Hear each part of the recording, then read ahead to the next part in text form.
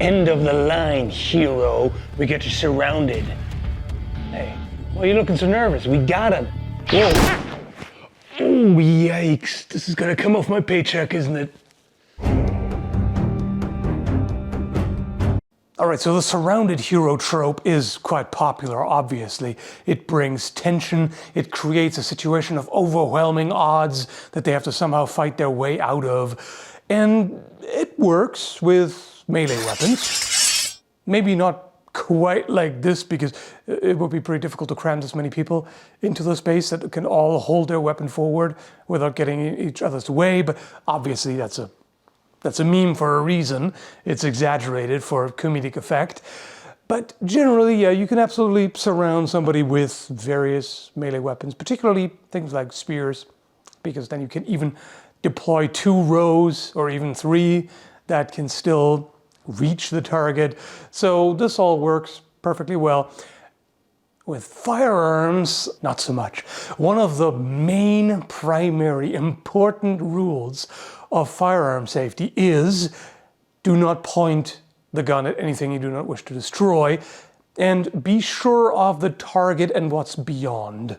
In the John Wick scenario here, which again, of course, is exaggerated for the movie poster, he's not actually in this particular situation, as far as I remember. But ignoring the fact that it's stylized for visual impact, what would happen if all these people fired their pistols?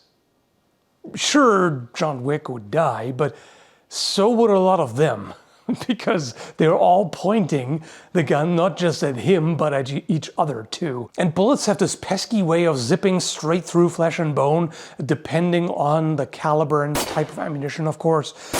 But overpenetration is quite often a factor, which is also why you don't defend your home with an AK-47 in a populated area, because those bullets will just go straight through the drywall and hit who knows what. So in this iconic scene, Darth Vader is absolutely correct that he's surrounded by fear, except that they're not afraid just of him, but also each other.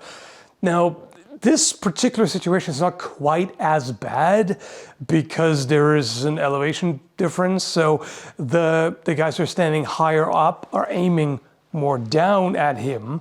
So if they miss him or the shot goes through him, seems unlikely because it's Darth Vader, but then they would be hitting the ground more likely than somebody else. But some of them do seem to be on the same level, so there's absolutely potential for collateral damage. If I was some kind of goon and was after a hero and found that the target was between you, another goon, and me, I would try to change position and get out of your line of sight so I can aim at the hero over there, as opposed to having to aim basically at you through him. Or if that's not an option, I would have my firearm in the ready position, waiting if the target goes off into one of the 2 directions. So if the target runs off to my left and there's no more goons over there, then I can aim at him.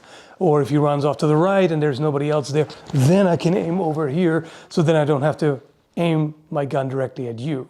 This is the problem with the surround. The attackers are threatening each other. Especially if the target in the center starts to move, things can get really chaotic. If movie goons weren't quite as dumb, they might try something closer to this. The way it's often shown, where they just stand all around in a circle and aim at whoever's in the center, yeah, not so much. Use melee weapons for that. This is pretty dumb. Anyway, hope you enjoyed this video. Thanks for watching and stay safe.